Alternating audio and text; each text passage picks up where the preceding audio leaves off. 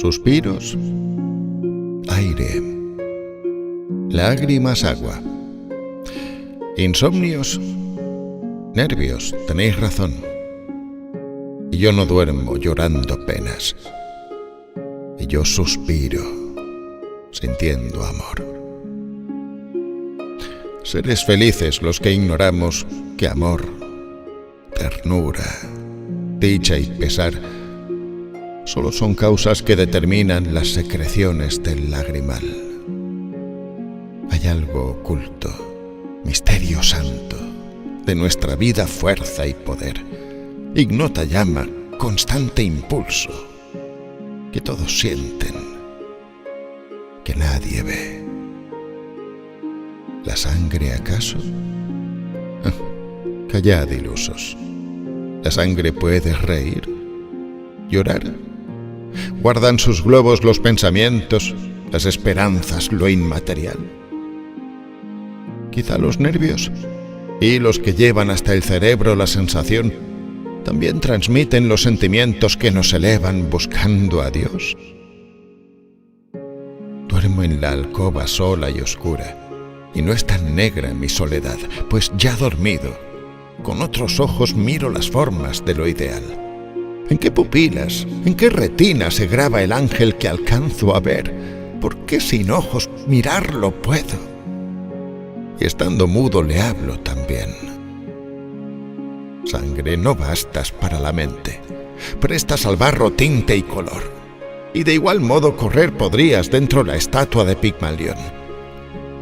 Mas este impulso secreto y vago, que le llamamos sentir, pensar, que nos eleva, que nos contiene, que deja al barro y al cielo va.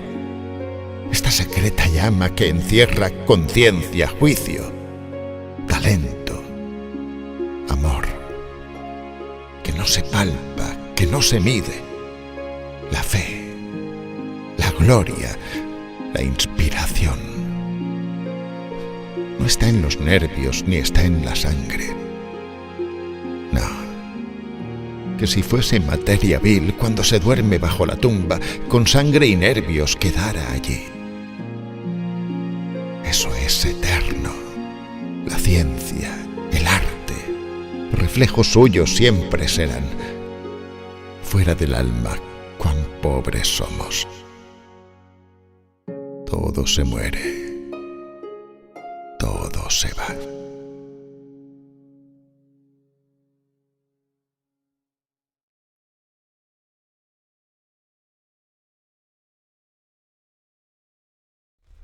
Muy buenas tardes a todos nuestros amigos de Literatura Visión.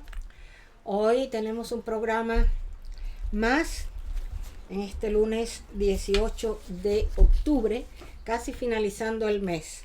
Me acompañan, como siempre, María Josefa y Aurea.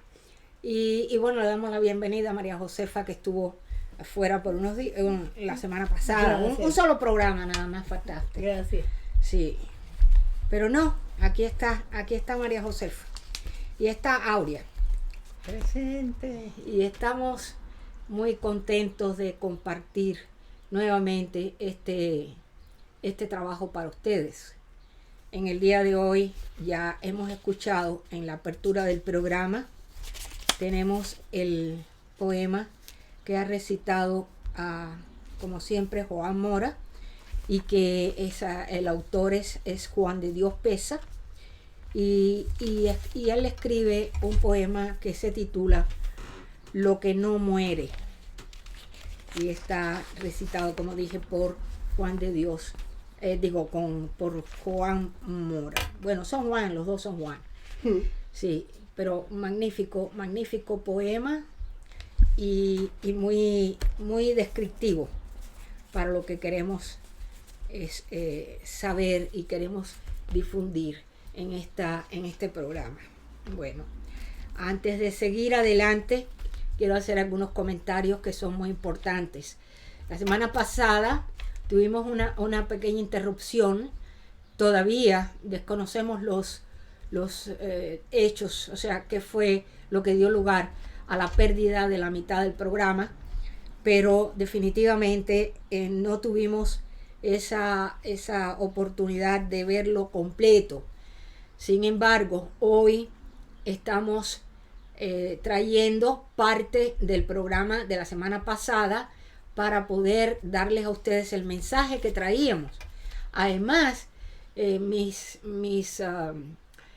saludos al doctor Luis Alberto Ambrogio, que como ustedes pudieron ver, los que vieron el programa, hubo un pequeño error en la composición y en la producción del programa, y el audio que se escuchó no tuvo la misma sincronización con los dibujos o la presentación que se hizo. La presentación estaba de acuerdo al orden del programa. El audio fue repetido de la semana anterior. Pedimos las disculpas públicamente al doctor por este pequeño error, pero errar es de humanos y eso es lo que nos ha sucedido. En este caso fue un programa que de todas formas fue un programa muy lindo, un programa muy lleno de conocimiento para muchos que desconocían lo que es la historia del indigenismo de nuestra América, especialmente de acá de los Estados Unidos, cómo fue la inmigración de Europa hacia esta tierra que estaba dominada por los indios americanos. Entonces, seguimos adelante y también quisiera dar antes de comenzar, nuestras condolencias de la Academia Norteamericana de Literatura Moderna Internacional, sus miembros y nuestra directiva, nuestro grupo ejecutivo, a la señora Marixa Mejía, que en días pasados su suegra falleció, y desde aquí le damos nuestras condolencias. Entonces, comenzamos con la lectura del día de hoy, porque hay algo que es importante. Nosotros estamos llevando adelante un trabajo, por decirlo de alguna manera, algo de misión, porque la misión nuestra es la de llevar el conocimiento públicamente a aquellos lugares, a aquellas personas que no tienen los medios para ir a una escuela a recibirlos, o que no conocen más o menos las formas de integrarse a estos aspectos de la historia. Pero en este caso y en el día de hoy, nosotros vamos a incorporar lo que quizás algunos hayan hecho algún comentario o hagan algún comentario con respecto a nuestra, yo no diría póliza, pero sí diría nuestros objetivos. Siempre son los de eliminar cualquier rasgo que sea de religión o de política. En este caso, aparentemente, estaremos tocando la literatura religiosa, la literatura católica, la literatura que no es precisamente la que nosotros tenemos, pero es una literatura clásica, es una literatura que se estudia en la universidad. Y estamos tocando precisamente porque el día 15 fue nuestro aniversario. La Academia Norteamericana de Literatura Moderna Internacional, por vez primera, se presentó públicamente en aquella ocasión no se llamaba Zoom, en aquella ocasión era un webinar, era un seminario por la web. Entonces trabajamos, el primer capítulo que teníamos fundado fue el de la Florida, y en esa ocasión estuvimos un día 15 de octubre, abrimos las puertas al mundo en este tipo de trabajos. Y en esta ocasión queremos saludar a todos los que nos acompañaron en aquella época, y también vamos a darle un poquito de recuerdo con este trabajo que traemos en el día de hoy. Y según Aristóteles, dice Aristóteles que este es tan querido porque todo lo que dijo a mí me gustó y siempre lo traigo como referencia. Aristóteles dijo que buscar siempre la utilidad en todo no es propio de los seres libres. Eso es un aspecto filosófico, pero también habla de la virtud. En estos momentos estamos viendo en las redes que no hay un esfuerzo. En muchos casos no vemos un esfuerzo propio, no vemos el esfuerzo de querer llevar adelante una idea o un sueño o una meta a seguir. No existen esos esfuerzos y hay grupos que, como no tienen esa oportunidad o no lo han logrado, precisamente por no poner ese esfuerzo, entonces se llenan de cierto rencor, ciertas envidias, ciertos problemas mentales que no son precisamente las partes virtuales de cada ser humano. Entonces se pierde la ética, se pierde la conciencia y se tiende, existe esa tendencia a tomar lo que otros hacen con esfuerzo, con trabajo, con sudor, y lo quieren tomar para ellos. En este caso, este es el mensaje que trae este trabajo del día de hoy. El filósofo refuta a Platón en su poética. El arte no es una simple imitación, es una selección y representación racional establecida a partir de las percepciones sensibles que exalta lo más noble, fundando modelos en un modelo universal. Por eso el arte se aboca a lo sublime y a lo más elevado. Es verdad que Platón expulsa de su república a los poetas y que su censura sobre varios fragmentos de las obras de Homero es inflexible. Este hecho ha sido utilizado en diversos ámbitos intelectuales erróneamente como una excusa para desmerecer el aprecio que él profesaba hacia la poesía. O sea, ya empiezan aquí los rumores, ya empiezan los comentarios completamente negativos sobre lo que hace Platón en su momento. El filósofo expulsa a los poetas, fíjense bien, que proliferaban en su época, porque su poesía, en lugar, y aquí es donde está la respuesta, en lugar de exaltar la virtud, exaltaba los vicios. En lugar de mostrar a los dioses como eran seres excelsos, los mostraban como perniciosos, sujetos a pasiones humanas, como la ira o el deseo de venganza, todo lo cual daba un mal ejemplo a la población. ¿Es este un vicio tradicional que hace sucumbir a los poetas desde sus emociones más bajas o más ruines? Tradicionalmente se ha considerado que la verdad es una propiedad de las cosas, que no es una construcción intelectual, sino que es la realidad misma. Algo es verdadero cuando se da en la realidad, cuando tiene un lugar. Pero el análisis de la verdad es algo un poquito más complejo. La difamación, eso es lo importante aquí, es la desacreditación a alguien de palabra o por escrito, publicando algo contra una buena opinión y fama, mientras que la calumnia se define como acusación falsa, hecha maliciosamente para causar daño. Por ello, podemos observar que la calumnia tiene un grado superior a la difamación, pues requiere que se haga con malicia, la cual consiste en la intención cubierta con que se dice o hace una cosa para beneficiarse en algo o perjudicar a alguien, lo cual podría significar entre los sentimientos más dudosos y perniciosos que el alma humana puede experimentar.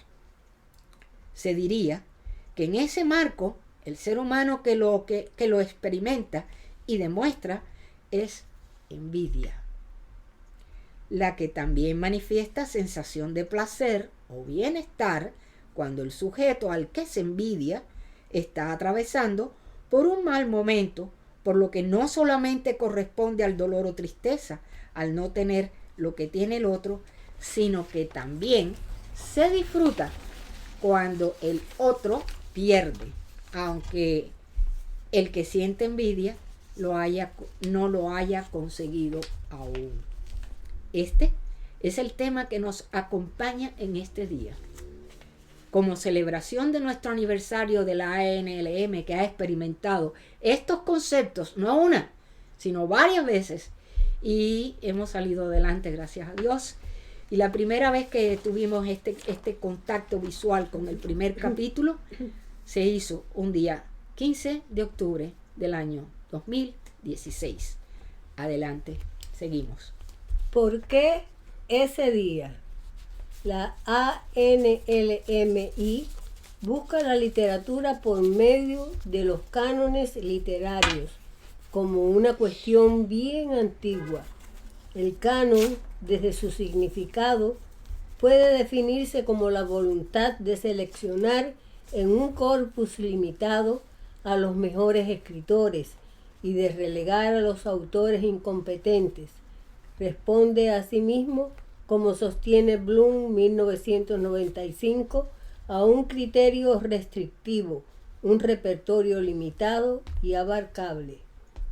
Se trata más o menos de no consumir energías más que en escritores de peso y en sus obras relevantes, y en no sucumbir ante el agobio aplastante, como se dice en un hermoso relato Iván Klima. A estos amigos que hemos acariciado alegremente con la mirada, se transforman en enemigos que intentan enterrarnos bajo su peso. Parece que no haya duda entonces sobre la importancia de seleccionar las obras para llegar a conocer y saborear las obras excelentes y para no ser víctimas de obras mediocres. ¿Y cuál es la obra clásica más importante? Por su calidad e importancia literaria, ¿no sería una de las más valiosas para estos propósitos didácticos? Dentro de su estructura estilística y literaria, ya no solo por su contenido escrito, sino porque su autora Teresa de Jesús demostró frente a la Inquisición española un caso que representa diversas facetas pintadas de muy variados matices, y su obra poética y literaria es uno de los clásicos de la literatura. Sor Teresa de Jesús. La vida de Santa Teresa, escrita de su misma mano, es una autobiografía introspectiva. En la historia de la literatura religiosa tiene su mejor antecedente en las Confesiones de San Agustín y en coetáneo en la autobiografía de San Ignacio de Loyola, si bien la vida profundamente diversa de ambos. La necesidad de introspección y de contar por escrito la propia vida surgió en Teresa sobre el rescoldo de su experiencia religiosa, profunda como exigencia inmediata de las gracias místicas que le inundaban el alma. Por los años 1555 a 1560, cuando ella oscila entre los 40 y 45 años de edad, lo insólito de esas experiencias y la imparable crecida de la misma pasó a la carmelita en la precisión de examinarlas para entenderlas y discernirlas. La hizo recurrir a teólogos asesores que la ayudasen en la tarea discernidora, y de estos recibió la orden de ponerlas por escrito para dictaminar sobre su procedencia. A partir de ese momento, la mirada introspectiva y autoescrutadora acompañará a Teresa hasta el fin de sus días.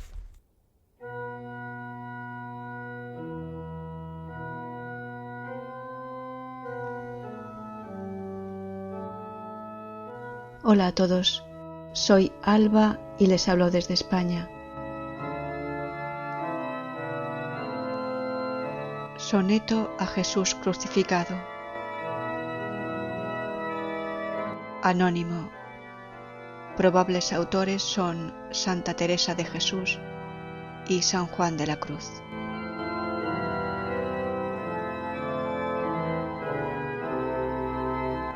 Recuerde que siempre puede leer, escuchar y descargar este y otros muchos libros y audiolibros visitando la página albalearning.com.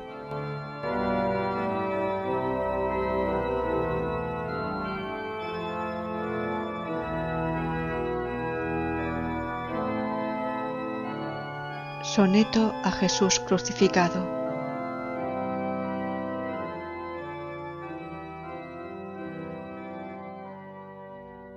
No me mueve, mi Dios, para quererte, el cielo que me tienes prometido, ni me mueve el infierno tan temido para dejar por eso de ofenderte. Tú me mueves, Señor, muéveme el verte clavado en una cruz y escarnecido, muéveme ver tu cuerpo tan herido, muévenme tus afrentas y tu muerte. Muéveme, en fin, tu amor, y en tal manera que aunque no hubiera cielo, yo te amara, y aunque no hubiera infierno, te temiera. No me tienes que dar porque te quiera, pues aunque lo que espero no esperara, lo mismo que te quiero, te quisiera.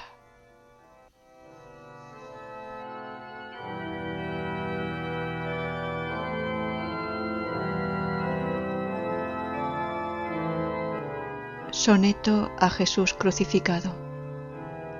Leído por Alba para albalearning.com.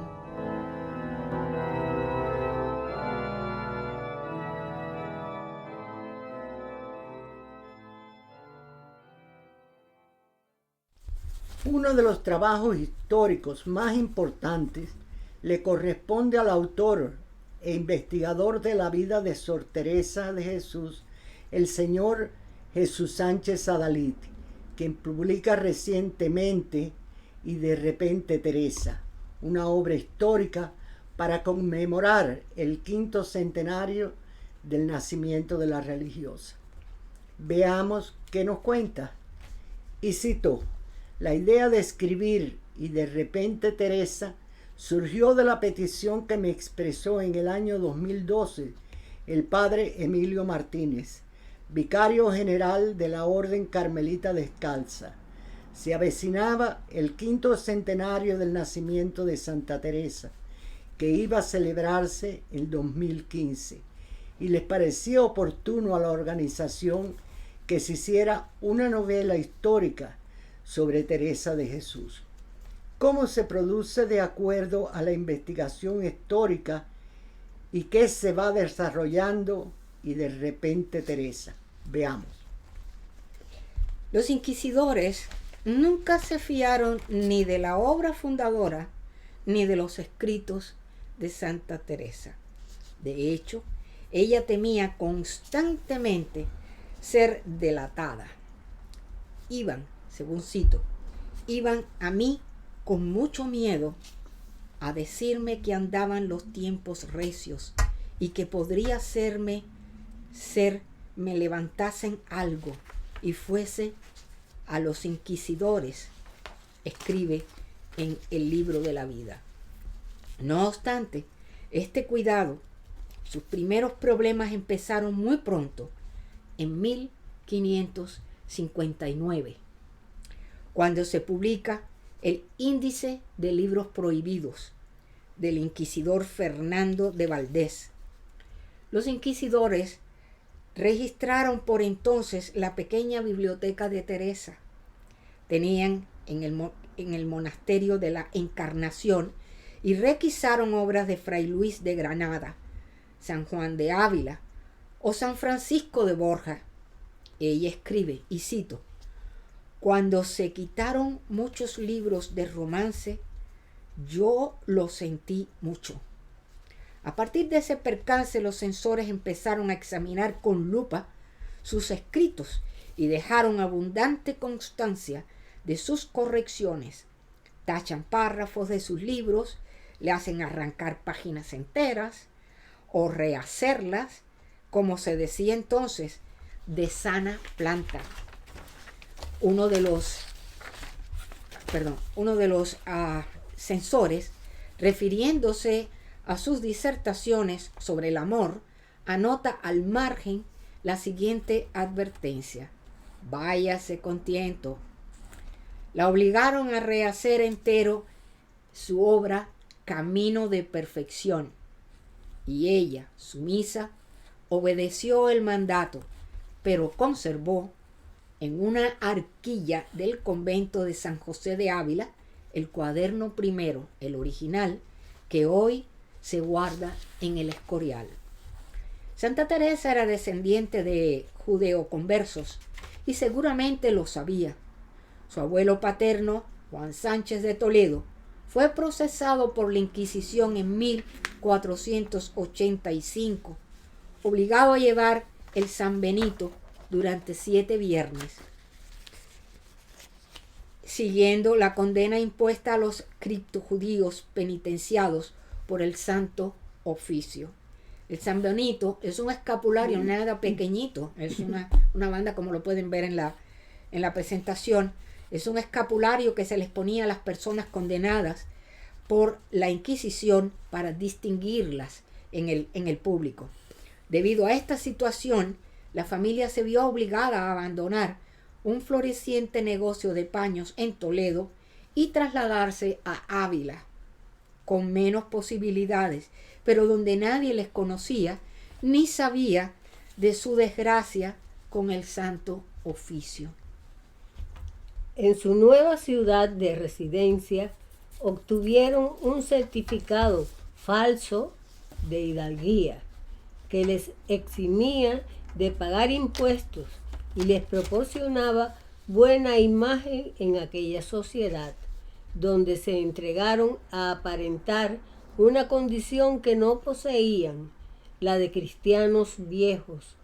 Los hermanos varones casaron con doncellas hidalgas y se dedicaron a la vida de los nobles de la época. Abundante servidumbre, ropajes, carros, cacerías, fiestas campestres.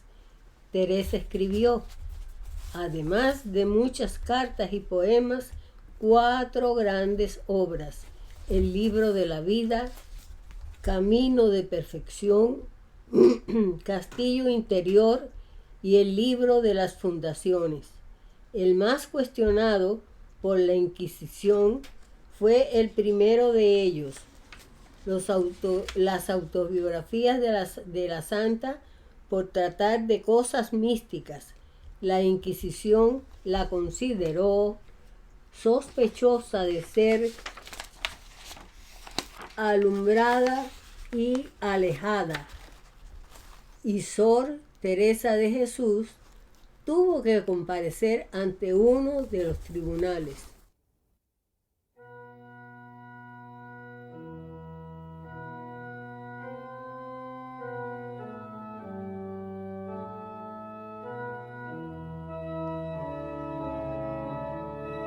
Hola a todos, soy Alba y les hablo desde España. Santa Teresa de Jesús. Recuerden que pueden leer, escuchar y descargar este y otros audiolibros visitando la página albalearning.com, sección de audiolibros.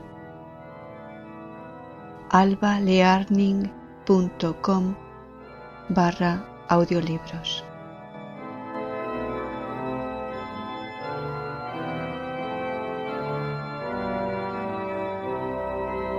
Santa Teresa de Jesús.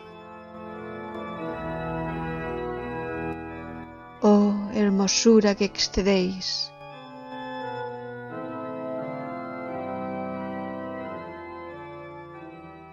oh hermosura que excedéis a todas las hermosuras. Sin herir dolor hacéis, y sin dolor deshacéis el amor de las criaturas.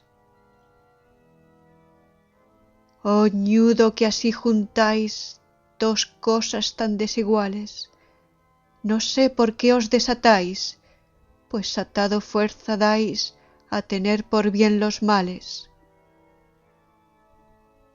Juntáis quien no tiene que ser con el ser que no se acaba.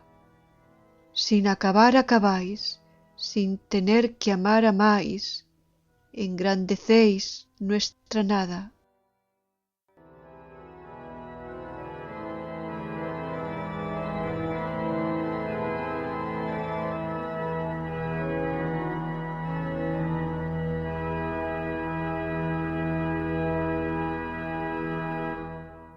Las acusaciones. En 1575 tuvo que comparecer ante la Inquisición en Sevilla, tras haber sido denunciada por María del Cerro, una dama altiva y de carácter díscolo, que ingresó en el convento recién fundado por la Madre Teresa en la calle de Armas. No se conformaba el informe oficial que se presentó con las acusaciones, pero por los despachos enviados al Tribunal de Madrid se puede saber algo de su contenido. Se acusa a Teresa de Jesús de practicar una doctrina nueva y supersticiosa, llena de embustes y semejante a la de los alumbrados de Extremadura. Según nos dice Wallace, que así queremos que se nos haga estricta justicia, debemos comenzar por hacerla a los demás.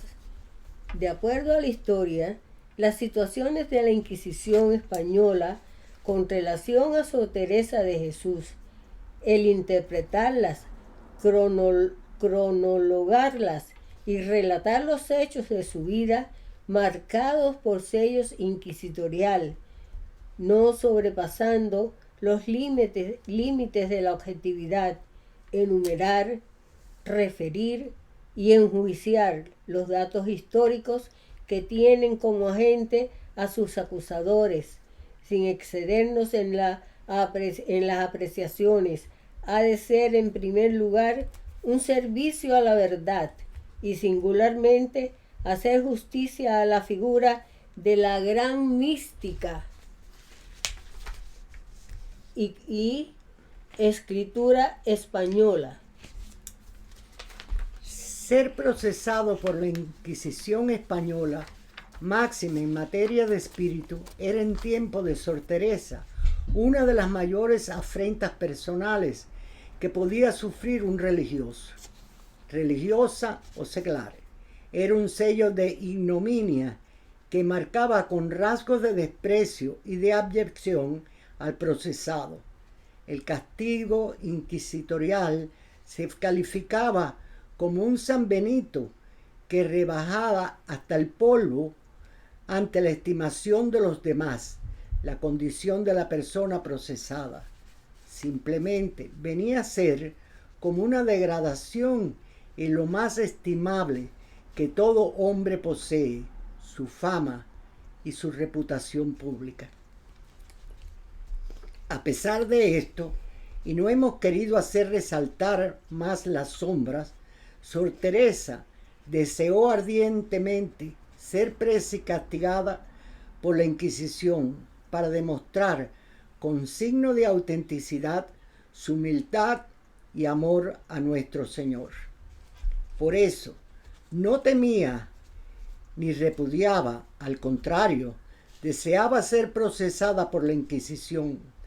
Dice a este propósito el padre Yepes, testigo nada sospechoso en estas materias, en su declaración en los procesos de Madrid.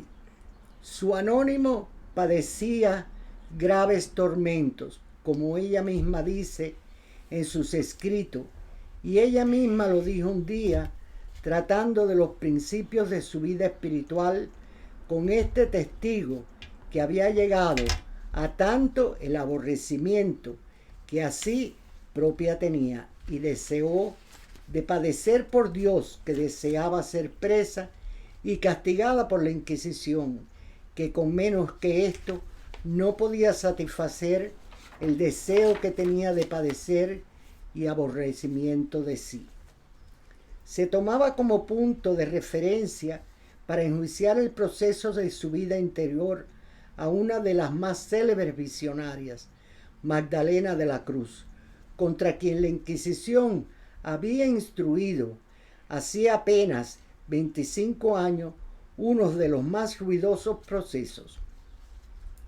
El padre Báñez supo de boca del padre maestro Fray Pedro Fernández, provincial de los dominicos, que fue testigo que un religioso de prestigio, cuya filiación de intento se ha silenciado, gran predicador, desautorizó la fundación que la Madre Teresa proyectaba realizar en Medina del Campo, cargando sobre ella defectos espirituales, acusándola de 1000 faltas imaginarias, de embustera y burladora, y comparándole a Magdalena de la Cruz. Después del estudio de los hechos, podemos decir que los deseos de Sor Teresa se cumplieron en su totalidad, tanto en vida como después de muerta. La persona que se refiere, Ana de los Ángeles, sí vivía por los años 1574 y 1577, vería con gozo colmadas sus sospechas, si no de ver arder a la santa fundadora en un brasero, sí de verla procesada por el tribunal de Valladolid y de Sevilla respectivamente, y acusada más tarde ante el Consejo Supremo de Madrid. Pero el resultado final fue contrario al que esperaban todos sus acusadores, porque la Inquisición la absolvió de todas las acusaciones lanzadas contra su persona y sus escritos, reconociendo la inocencia de su vida, la rectitud de su proceder en la vida de oración y ratificando con su juicio sus enseñanzas escritas y sus prácticas de la vida de oración. Se llegaba así al término que la misma Teresa abrigaba en su deseo tener una declaración auténtica de su espíritu de oración y de su vida anterior. En primer lugar, Sor Teresa fue procesada en su persona en diversas ocasiones por causa del libro de la vida. En 1575, el Consejo Supremo cursó un despacho al Tribunal de Valladolid para que procurase recoger el manuscrito e hiciese investigaciones sobre la autora. Se habían recibido en la Inquisición delaciones contra otros religiosos de prestigio, a Ignacio de Loyola, a algún otro a quienes se tachaban de iluminismo.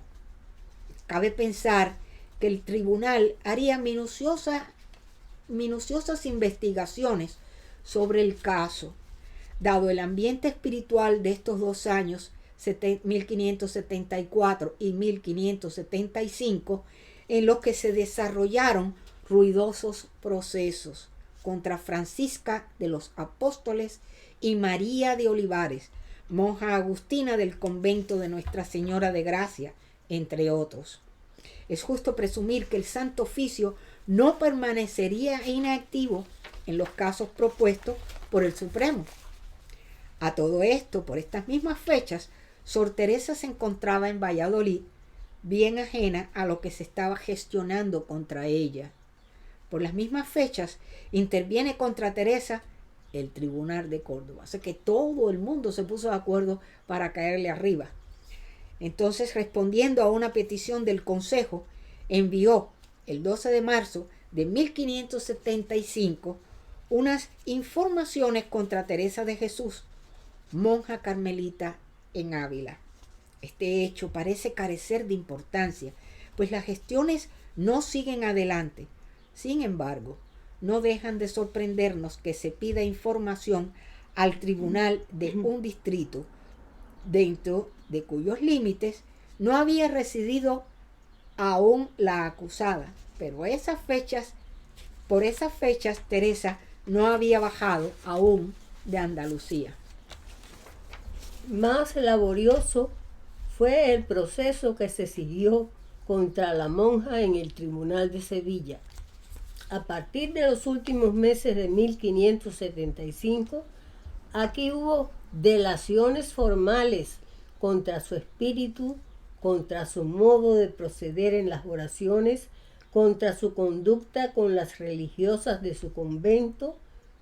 El tribunal, siguiendo los trámites corrientes, cursó al Consejo Supremo noticia del caso, pidiendo instrucciones sobre el mismo.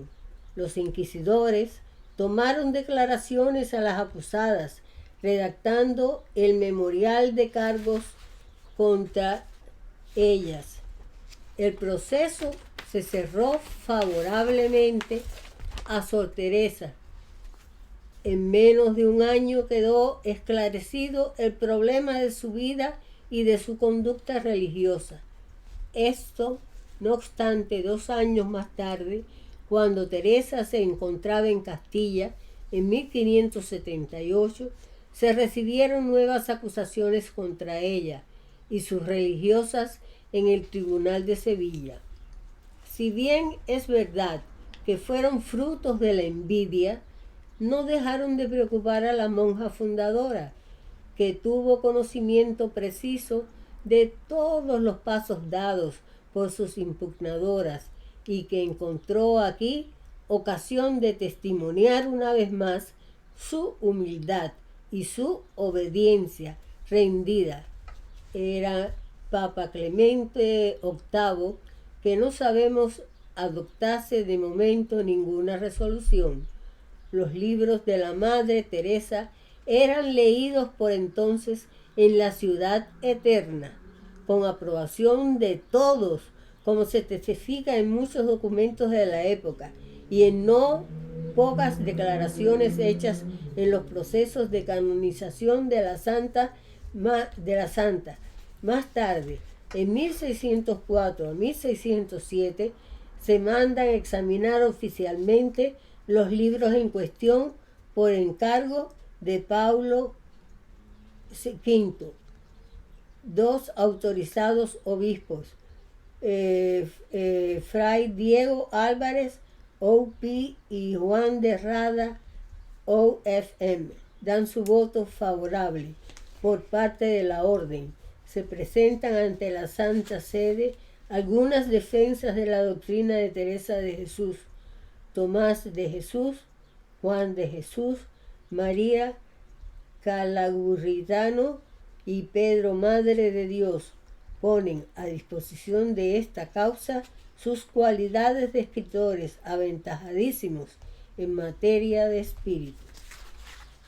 Por orden del Papa, el proceso quedaba resuelto en 1607. Los libros de Sor Teresa de Jesús eran absueltos de la nota de herejía que les habían impuesto los acusadores, además de ser recomendados como fuentes de sana y provechísima lectura espiritual y didáctica. El día 13 de agosto de 1586 se dio el primer paso oficial para la impresión de los libros de la Santa Reformadora y lo dio el definitivo general, convocado por el padre Nicolás de Jesús María en el convento de Madrid. Con gran actividad, dice el padre Silverio, y devoción trabajó la madre Ana de Jesús en allegar los originales de la Santa y muchas copias que de ellos existían. Tal vez el libro de más difícil adquisición sería el de la vida, que hacía muchos años estaba en el Santo Oficio. La suave y cariñosa habilidad de la venerable madre venció pronto esta dificultad. Fue a verla cierto día el inquisidor general y ella aprovechó tan buena coyuntura para exponerle el deseo de publicar los escritos de su santa fundadora y pedirle el libro de la vida. Vino en ello el inquisidor y a los pocos días ya estaba el libro en poder de la madre priora. Los originales que se veneraban en los conventos y los que tenían algunas personas de fuera de la orden no tardaron en llegar a Madrid, aunque hubo alguna resistencia por parte de los remitentes. En la actualidad, el autógrafo de vida se custodia en la Biblioteca del Escorial con el título No autógrafo, la vida de la Madre Teresa de Jesús, escrita de su misma mano, con una aprobación del padre maestro fraile Domingo Báñez, su confesor y catedrático de prima en Salamanca. De él nos hemos servido para revisar el texto que en nuestra edición queda adaptado a la ortografía y fonética modernas.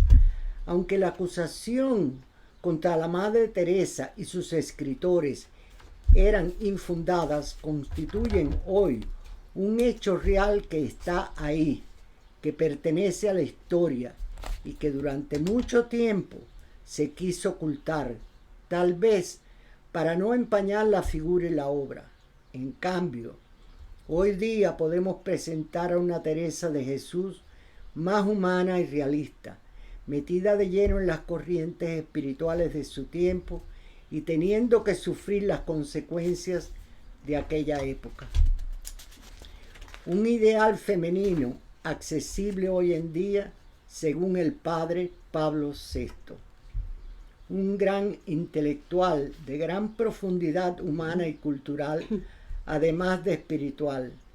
En esta particular contingencia histórica, ciertamente quiso indicar a las mujeres de todos los continentes del mundo un ideal femenino y cristiano a seguir y contemplar en la vida cotidiana. Teresa de Ávila fue la primera mujer de la historia en ser proclamada doctora de la Iglesia.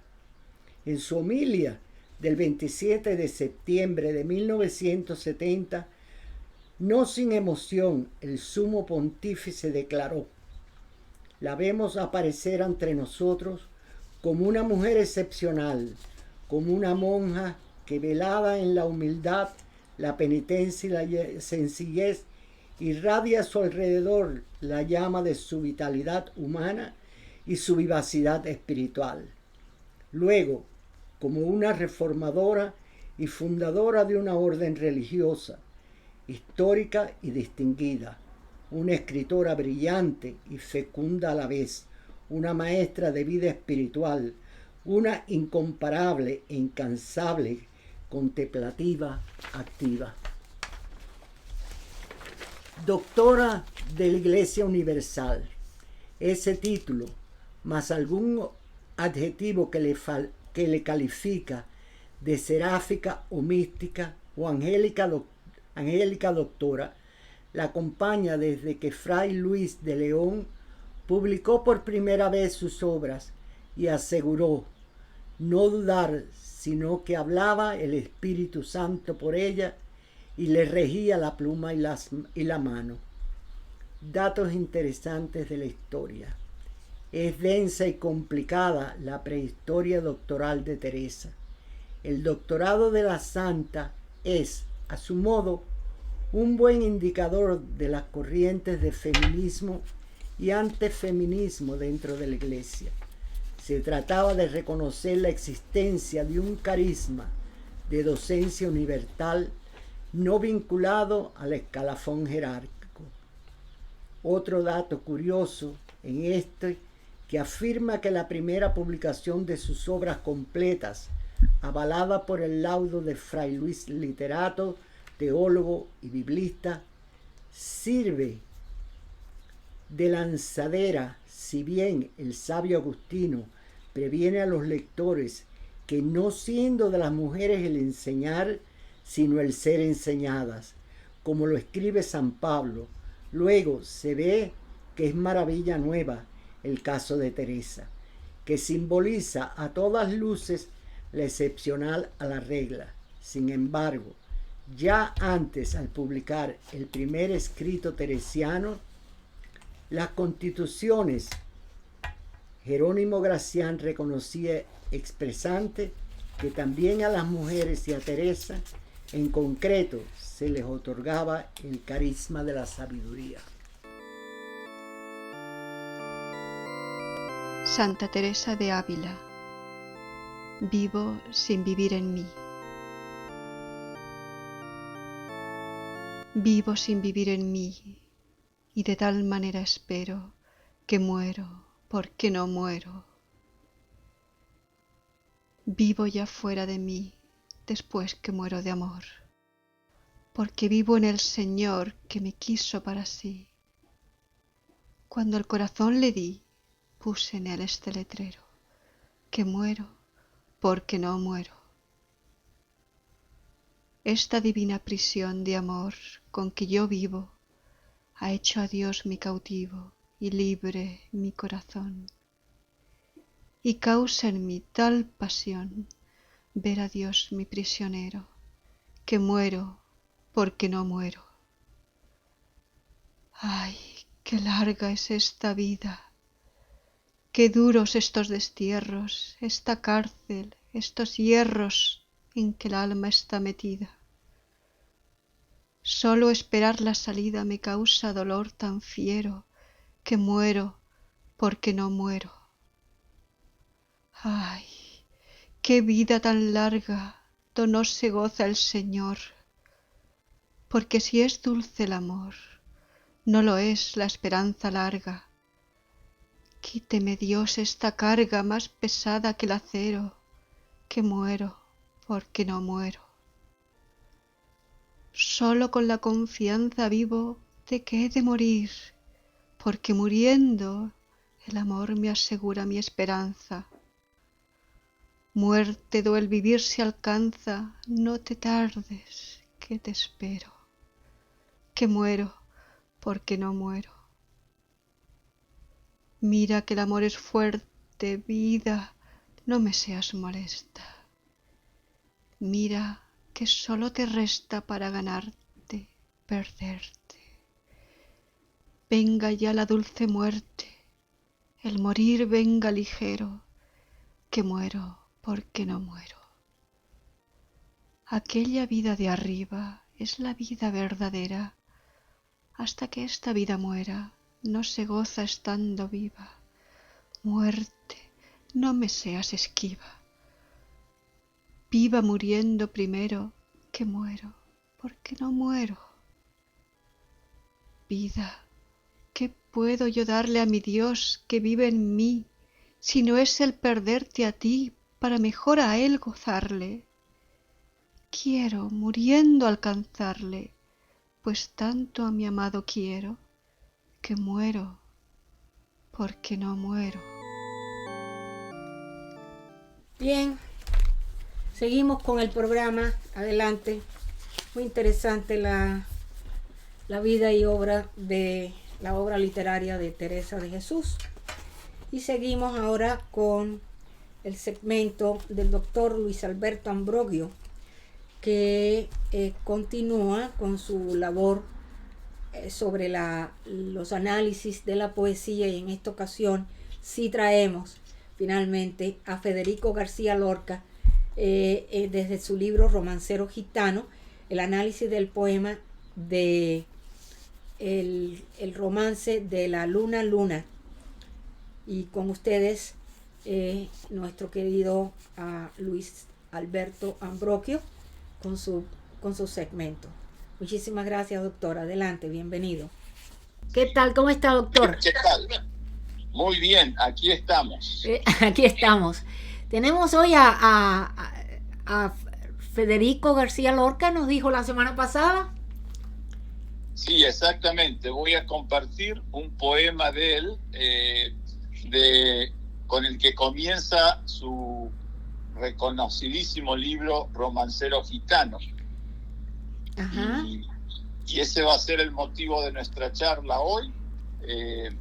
entre tanto voy a hablar un poquitito, dar un poco el contexto. Todos conocemos a Federico García Lorca, que sin duda es una de las figuras más destacadas y famosas de la literatura, no solamente en el ambiente hispano, sino pues en todo el mundo literario. Por supuesto. Y voy a basarme en esta charla en precisamente este libro, Romancero Gitano, del que escribí el prólogo. Me pidieron que escribiese el prólogo para la edición que publicó aquí en Estados Unidos la editorial J Publishing de Texas. Y entonces voy a comentar un poquito de lo que digo en el prólogo, por supuesto, su influencia y su obra y militancia cultural con la rebeldía de su vida, desconstruyendo las estéticas tradicionales, las pinturas del realismo, ciertas normativas sexuales y las corrientes sociopolíticas con cambios revolucionarios. Pablo Neruda, por ejemplo, refiriéndose a García Lorca, Federico García Lorca, dijo que desde Lope de Vega no se ha conocido en lengua española una seducción popular tan inmensa dirigida a un poeta. Bueno, y su poesía ha sido traducida a muchísimos idiomas, y es relevante también, son relevantes sus viajes por muchas partes del mundo. Por ejemplo, por Estados Unidos, que lo dejó grabado en ese gran poemario Poeta en Nueva York, que él mismo, García Lorca, decía que debería haberse titulado Nueva York en un poeta, porque encarna y proclama su experiencia del país estadounidense con la energía y frustración de una voz crítica contra la civilización capitalista. Bueno, entonces, y luego, por supuesto, toda su militancia en España como miembro de la llamada impactante generación del 27, que está compuesto por tantos escritores de renombre, personificando o poetizando movimientos estéticos vanguardistas, pero sin rechazar la literatura que los precedió. El Romancero Gitano lo escribió Lorca en su primera época poética, entre 1924 y 27, y fue publicado en el 1928 en la editorial de la revista Occidente, con un gran éxito. En él, fundamentalmente, hermanado, gitaniza el universo y canta con un tono de lamento amoroso a una raza marginada y perseguida a su cultura, estilo de vida y costumbres. Y en este poemario, por supuesto, tiene antagonistas y agonistas de los personajes únicos de la pena negra, la muerte, la violencia, la marginalización y el amor conflictuado. El título inicial de este poemario era Primer Romancero Gitano, que quería acentuar la originalidad del tema.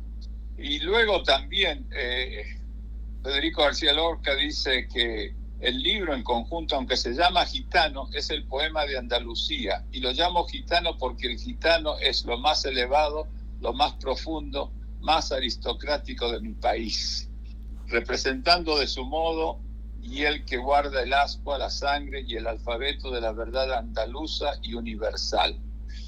Bueno, voy a leer, y creo que es como el mejor ejemplo pues de esta postura de Lorca, que yo tengo incluso un ensayo que se titula Federico García Lorca Gitano, como un paréntesis, porque por un lado está su admiración por esta cultura en cierto sentido marginado, y por el otro lado pues a veces pues, como dice acá, me quiero referir a Andalucía.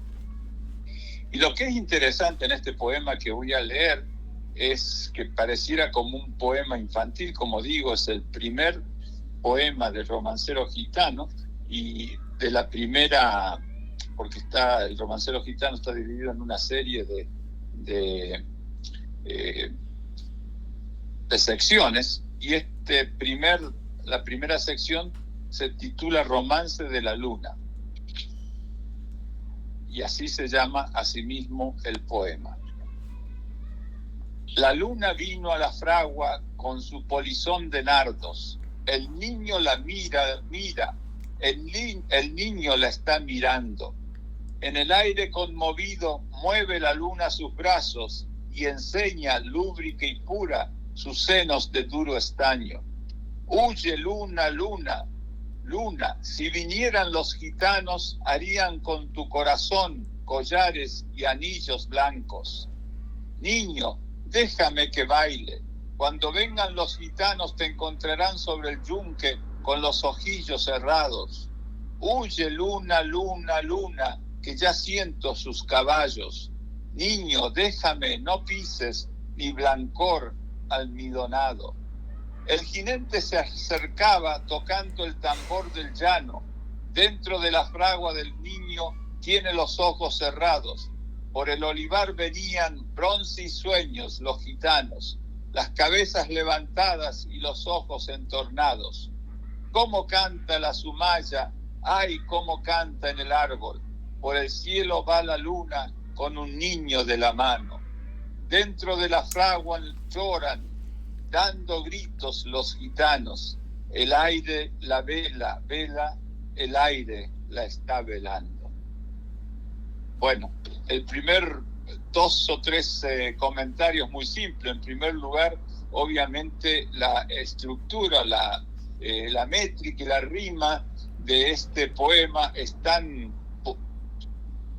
digamos, de García Lorca, que es increíble, y también, por supuesto, el modo de cantar popular andaluz, y también con ese énfasis gitano en las expresiones, en el flamenco de la zona. Y el tema de la luna. El tema de la luna es fundamental, no solamente, digamos, en su connotación gitana, sino también en su referente de la misma poesía de García Lorca, porque tiene tantos significados, tantos referentes dentro de su poesía, y por eso yo creo que es importante, no solamente, digamos, en la cultura gitana, sino en la poesía de Borges, con todos los significados que tiene la luna, como en este caso obviamente es como si estuviese jugando con el niño, pero también en otras ocasiones, depende de su color, como decía ahí, los gitanos la hacen anillos, pero también, digamos, tiene connotaciones de muerte, tiene una serie de diferentes connotaciones. Bueno, este es el poema que hoy les regalo, del romancero gitano de Federico García Lorca. Y la próxima semana iremos de vuelta a América Latina y traeremos un poema de Gabriela Mistral. Excelente. Muchísimas gracias y espero que hayan gozado de la luna y de este poema gitano. Magnífico, muchísimas gracias, doctor, por su trabajo en el día de hoy. Excelente. Bueno. Muchísimas gracias, Rosalía, y a todo el equipo y a la audiencia que nos acompaña. Gracias a usted. Hasta pronto. Hasta pronto. Bueno, continuamos con nuestra querida María Luisa Aragón y sus 5 minutos con la historia. El tema que nos trae en el día de hoy es la corona de Aragón. Adelante, María Luisa, bienvenida al programa.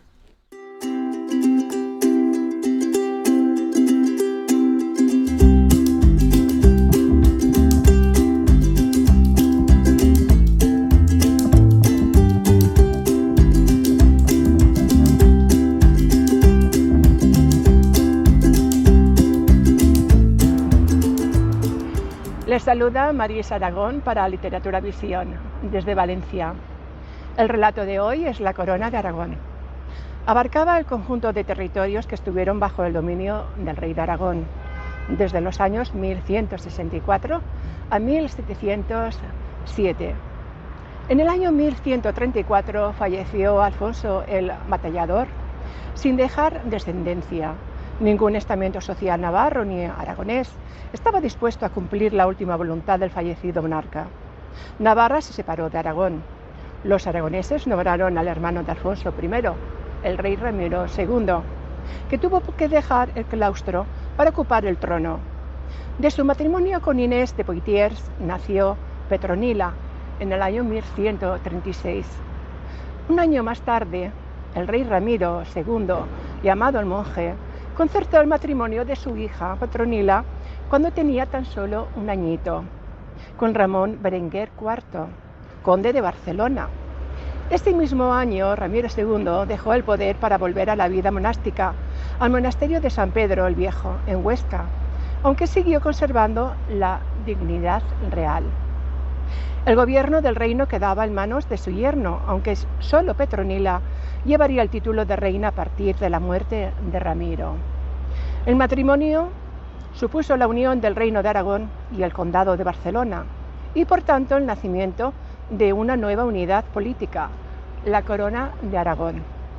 La boda de Petronila con Ramón Berenguer IV se celebró 13 años más tarde, en Lérida, en el mes de agosto del año 1150, al alcanzar la reina la edad mínima requerida por el derecho canónico para poder consumar el matrimonio, a los 14 años de edad. Petronila fue la reina propietaria, mientras que el príncipe de Aragón, su esposo, Ramón Berenguer, llevó todo el peso de la administración de sus condados y de todo el reino de Aragón, que merced a su labor política y bélica ensanchó el territorio a los aragoneses. En marzo del año 1157 nació en Huesca el primogénito de la pareja, llamado Alfonso, que reinó con el nombre de Alfonso II el Casto, o el Trovador, en honor a Alfonso I. Tras la muerte de Ramón Berenguer IV, Petronila abdicó en su hijo Alfonso II el reino de Aragón y el condado de Barcelona. En un documento fechado el 18 de julio de 1164. Tras renunciar a su corona, vivió privada y santamente el resto de sus años.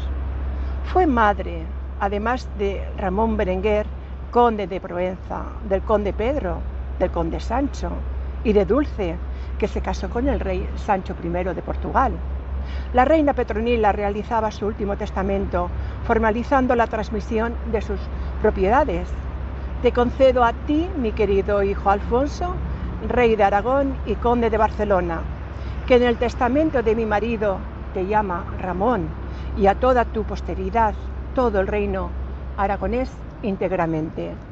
Alfonso II es el primer rey que como tal empleó las barras de Aragón, señal que se advierte en los sellos utilizados por su cancillería, aunque ese emblema parece haber surgido en el reinado anterior, si bien siempre iría unido a la Casa Real de Aragón, es decir, a la Corona de Aragón. La reina Petronila murió en Barcelona el 15 de octubre de 1173 y fue enterrada en la Catedral de Barcelona. Deseo que hayan disfrutado de este relato. Muchas gracias.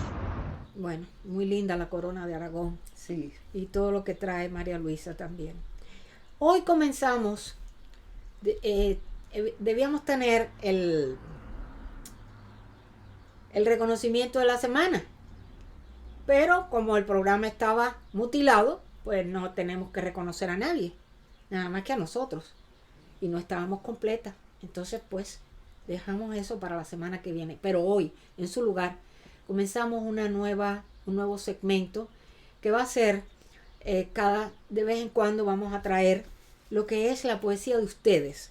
Ya hemos anunciado, hemos dicho que cuando ustedes tengan ese tiempito libre, estén inspirados y quieran hacer un pequeño video de 2-3 minutos con alguno de sus poemas, por favor nos lo envíen aquí a Literatura Visión. Y si es un poema que ha sido publicado en algún libro, también pueden presentar la carátula del libro, lo presenta para que se vea que es una publicación de ustedes como poetas.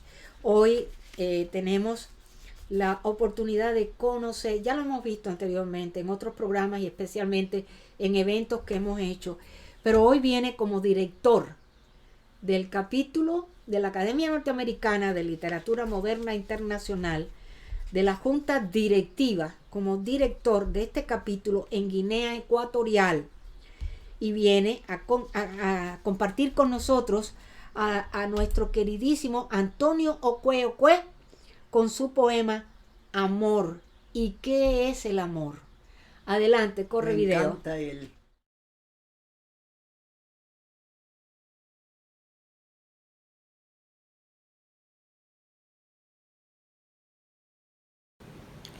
Amor. ¿Y qué es amor? Parece una montaña de sombras. Es árbol que despierta estruendos espantado por la soledad que carcome el alma. De él nunca nos saciamos. Lo que ayer era mar, ahora es su follaje. Pasamos la entera vida saltando por las ventanas de sus pasillos, y aunque acaricie la tormenta nuestra dicha, no dejamos de buscarlo. Es mejor morir que dejar de amar. Lo que quedó, por lindo que fuese, ya no nos habla, y nuestro pensamiento nunca primitivo ansía experiencias de eterna juventud. Algo se mueve en el alma cuando el corazón descubre el amor amando. Pero siempre un beso queda suspendido en el aire, siempre falta un abrazo que se mendiga, siempre el veterano es novato. Del amor nadie es experto. Cuanto más nos acercamos a él, más sencillo se mueve y menos aseveramos conocerlo. Y nunca sobre él hay que filosofar. El amor no pregunta, actúa, corre riesgos, hace tonterías y bucea en el torbellino de nuestros pensamientos hasta que el ser se empapa de paz. El amor no existe para que lo expliquen los hombres, sino más bien para que éstos lo vivan. Gracias. ¿Le gustó? Mucho. Él es increíble, tiene una dulzura para decir sus poemas. Bueno, es nuestro poeta de allá de Guinea Ecuatorial, que recientemente vamos a ver el video de la investidura de esta academia allá. Ya ellos tienen sus nombramientos, sus nominaciones, y se está creando este capítulo que es increíble. Un capítulo con una directiva ejecutiva, una directiva con una directiva también de directores y con 5 delegaciones. Es increíble la cantidad de personas que se han involucrado dentro de la Academia Norteamericana de Literatura Moderna Internacional, y se ha combinado también con la AEGLE, trabajando junto con ellos. Entonces, ahora vamos a dar los avances de la semana.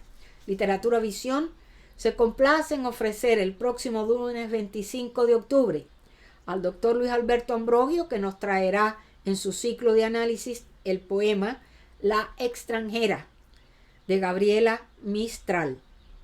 También vendrá la embajadora cultural del Reino de España, la licenciada doña María Luisa Aragón, con otro de sus relatos culturales e históricos. En los estelares tendremos el homenaje al poeta Pepe Vargas, presentado por la doctora Elena Vargas. Un trabajo especialísimo, no se lo deben perder.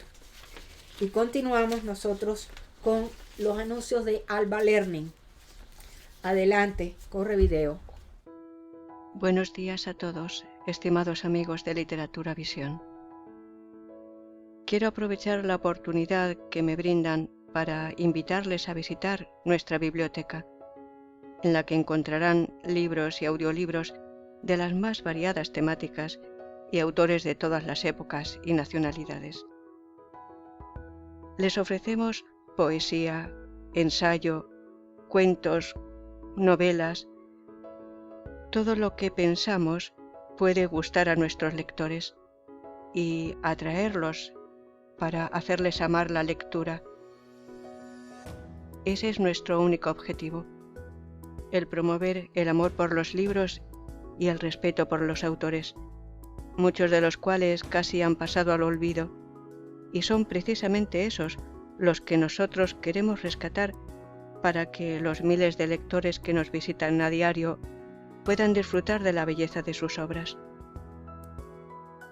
Cervantes, con su Don Quijote de la Mancha y las novelas ejemplares, Jorge Isaacs, con su novela María, Gustavo Adolfo Bécquer, con las rimas y leyendas, Santa Teresa de Jesús y cientos de autores más le esperan en nuestra página.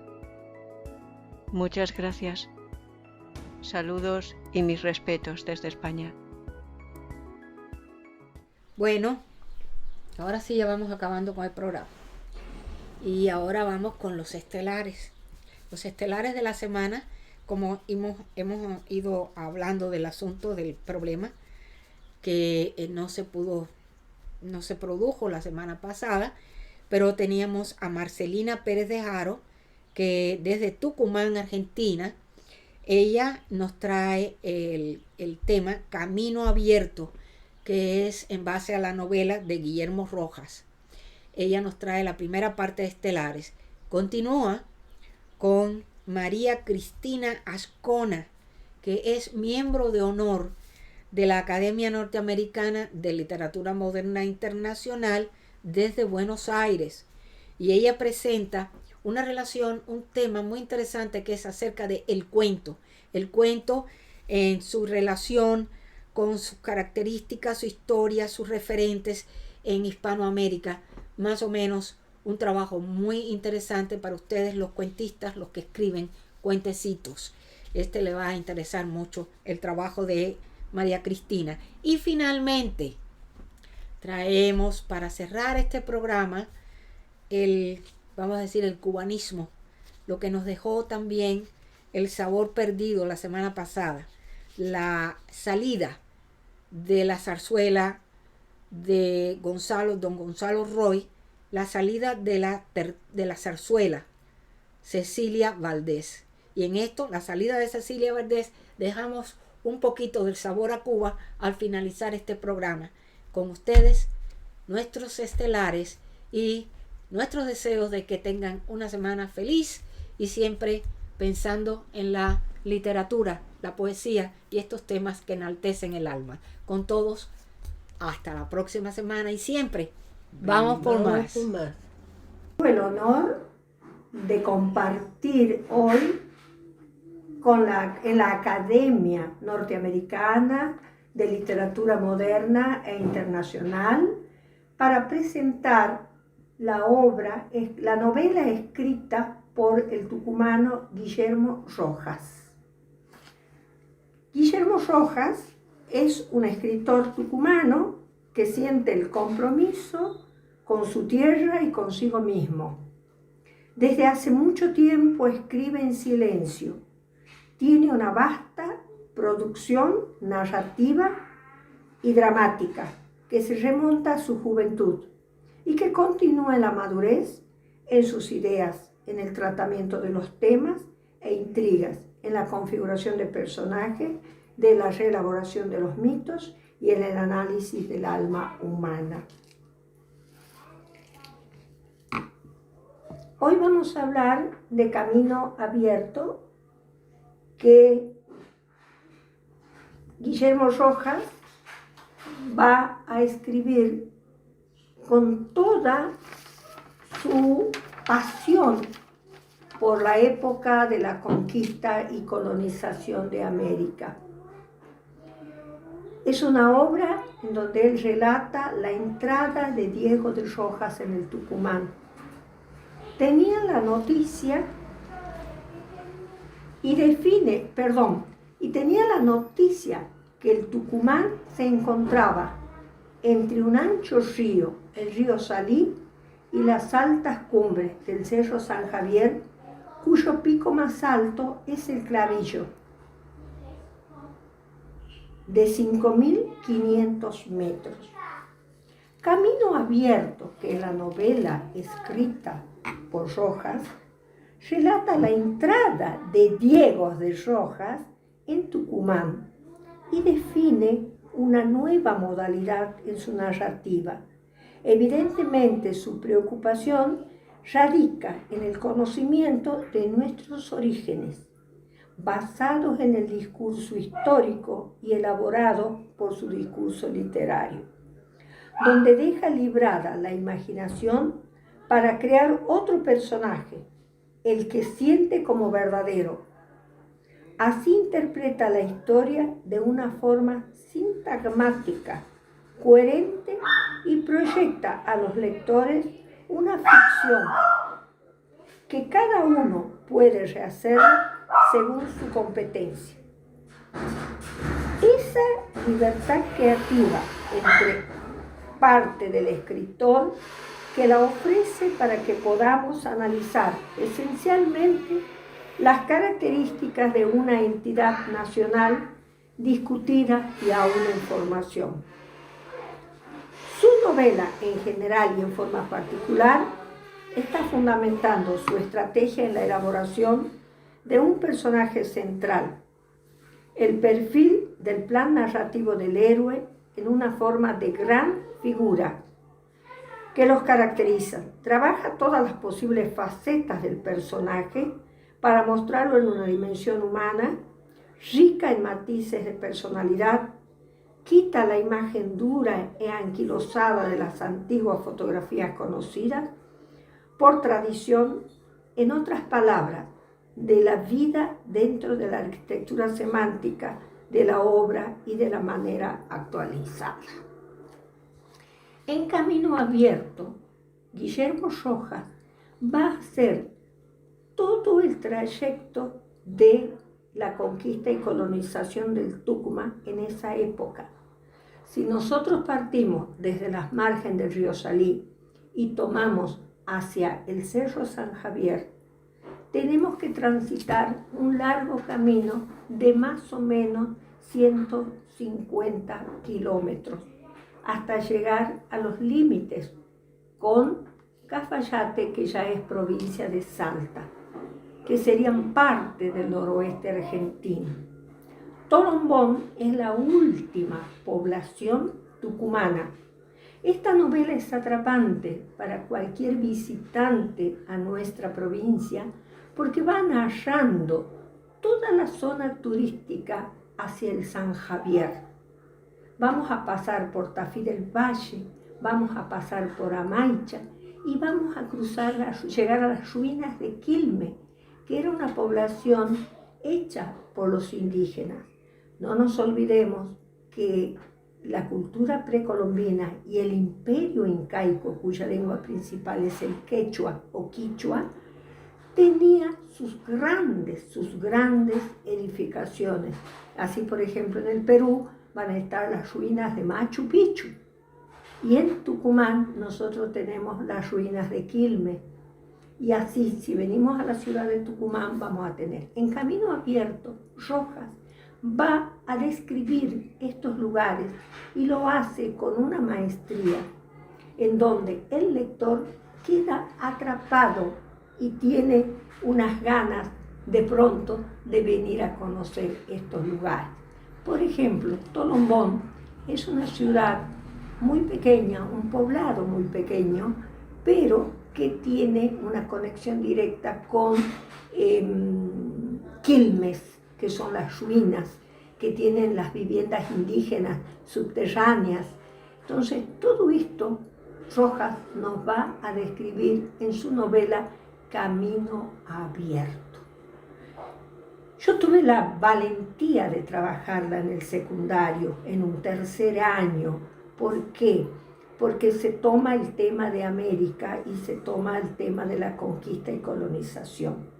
Y esta novela, Camino Abierto, es justamente una narración activa, amena, de los momentos históricos de la época de la conquista y colonización de América. Yo no quiero ser tan extensa, pero les recomiendo la lectura de la novela. No está como diríamos, en Google, no está en YouTube, pero sí podemos tratar de encontrarla, la novela, y poderla leer y a mí me encantaría que se la tradujera no sé si estará traducida en otro idioma, no tengo noticias, pero que se la tradujera al inglés para que tuviera más amplitud de conocer la conquista y colonización de América de una manera muy amena como es Camino Abierto. Espero haber dado un panorama general sobre esta obra. Muchísimas gracias por escucharme. Hola, mi nombre es María Cristina Azcona, soy de Buenos Aires, Argentina, soy escritora y hoy quiero hablarles del cuento. El cuento es un género literario que muchas veces está denostado, sobre todo en estas épocas donde muchas veces poco se lee, y de pronto cuando hablamos de la novela parece que fuera como un género más importante. Sin embargo, ¿qué sería de la literatura sin los cuentos de algunos autores muy afamados, como por ejemplo Julio Cortázar, o los cuentos de Borges? Justo estoy nombrando dos autores argentinos de fama internacional. Borges, Jorge Luis Borges, escribió cuentos, él nunca escribió novela, si bien escribió algunos poemas también muy conocidos, pero se caracterizó por escribir cuentos y ha sido un verdadero maestro del género. Bueno, hablando ya fuera de la Argentina, podemos mencionar a Isabel Allende, de Chile, con los cuentos de Eva Luna. También podemos nombrar a Mario Vargas Llosa, de Perú, con su primer libro, a los 23 años, su libro Los Jefes, que es de cuentos, que además fue su primer libro, y bueno, después todos los que continuaron.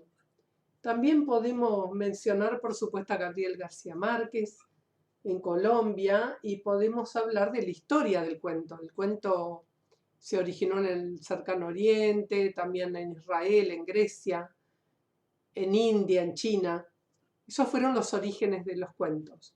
En esa época, como podemos ver muy claramente en la Odisea, el cuento no se separaba del libro en general, sino que aparecía dentro de la trama como pequeñas historias. Por ejemplo, el cuento de Circe dentro de la Odisea. Pero después con el tiempo se fue separando y se fue haciendo un género literario independiente. Empezó oralmente, el cuento se transmitía, tenía objetivo de entretención, y después se fue configurando, tomando una estructura, y se fue configurando con una trama más sólida. ¿Cuáles son las partes del cuento? Bueno, tenemos la introducción, el desarrollo y el desenlace. Pero ¿cuáles son las características más importantes de este género literario? Tiene que ser un lenguaje simple y concreto, tiene que ser una trama también no demasiado complicada, tiene que haber un protagonista o uno o dos protagonistas y después muy pocos personajes que lo acompañen. Y hay que utilizar un lenguaje simple. Además, el cuento tiene que tener un final sorprendente, que provoque un impacto. Por ahí escuché decir que escribir novelas es como cazar conejos y escribir el cuento es como practicar tiro al blanco, porque hay que confluir hacia un buen final y tener en cuenta ese final desde el comienzo. Yo he escrito algunos cuentos también, tengo un cuento de ciencia ficción, me gusta el género fantástico en el cuento, tal vez porque me nutrí de Borges, de Cortázar, por ser argentina. Ustedes saben que Cortázar tiene muchos libros de cuentos, absolutamente deliciosos. Tiene bestiario, y con cuentos realmente inolvidables en bestiario. Y bueno, no me voy a poner a hablar de mi admirado Julio Cortázar, pero él siempre ha mezclado lo surreal con lo real, cosa que a mí me fascina en toda la literatura. Después tenemos en el género policial, acá en Argentina, Marco de Nevi se caracterizó por el cuento policial, en Inglaterra tenemos a Agatha Christie, tenemos, bueno, los cuentos de terror de Edgar Allan Poe, que realmente son extraordinarios. Y bueno, en cuanto al tema del cuento, podemos decir que se experimenta un gran placer al escuchar un cuento, porque el objetivo del cuento es entretener. Entonces, cuando uno lee o escucha el cuento, siempre se genera ese volver a la infancia. Ahora que hablamos de la infancia, me acuerdo de mi infancia, por supuesto. Y bueno, cuando yo era chiquita, les voy a contar ahora para me echar un poco una anécdota propia. Yo iba al colegio mañana y tarde en Martínez, San Isidro, Buenos Aires, Argentina. Y cuando salía del colegio tenía por costumbre ir a la biblioteca. Se llamaba la Biblioteca Bernardino Rivadavia, que era el nombre de un presidente argentino. Entonces, en la biblioteca me daban un café con leche con un sándwich y yo me pasaba horas devorando todos esos libros maravillosos.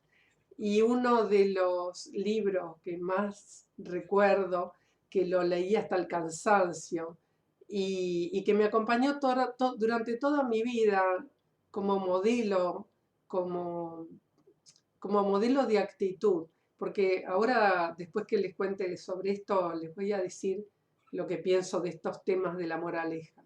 Bueno, ese libro es El Corazón, el libro Corazón de Edmundo de Amicis.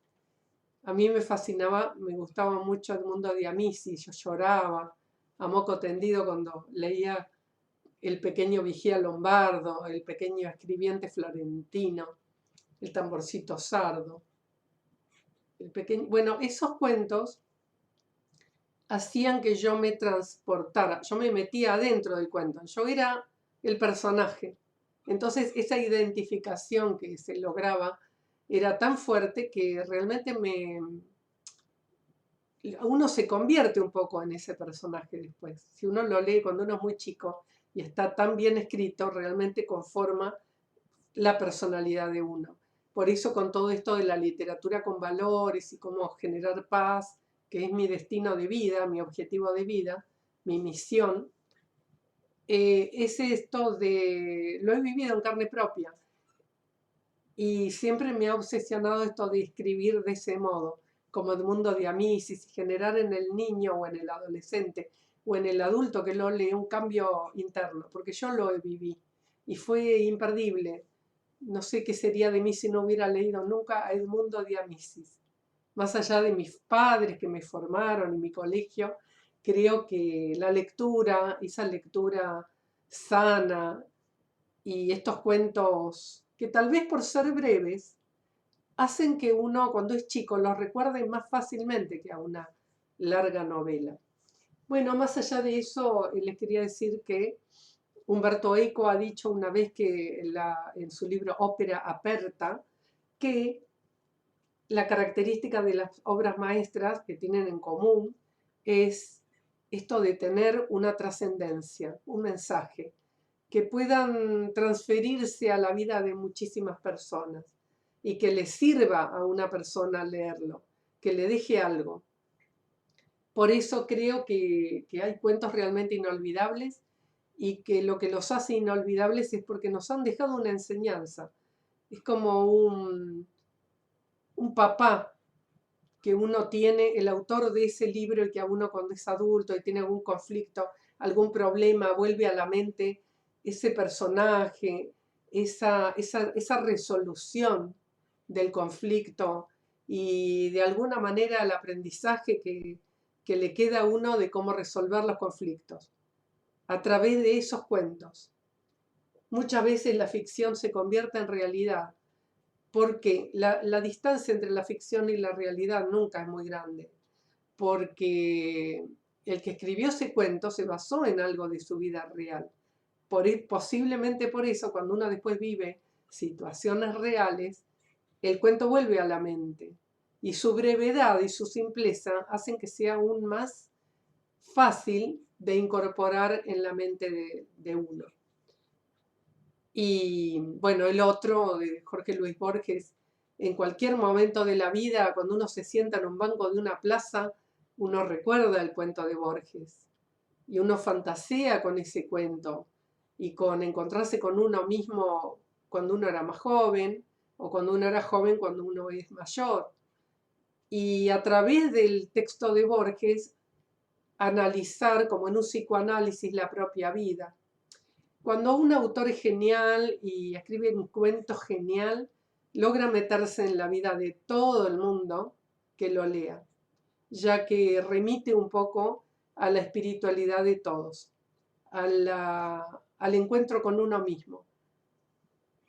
El cuento perfecto no existe, por supuesto, y ojalá todos pudiéramos escribirlo, pero también tenemos que tener en cuenta que estamos en 2021, ha pasado mucha agua bajo el puente y tampoco hay que tenerle miedo al cambio y a la innovación, ya que, bueno, Rubén Darío, hablando de modernismo, Rubén Darío también escribió cuentos y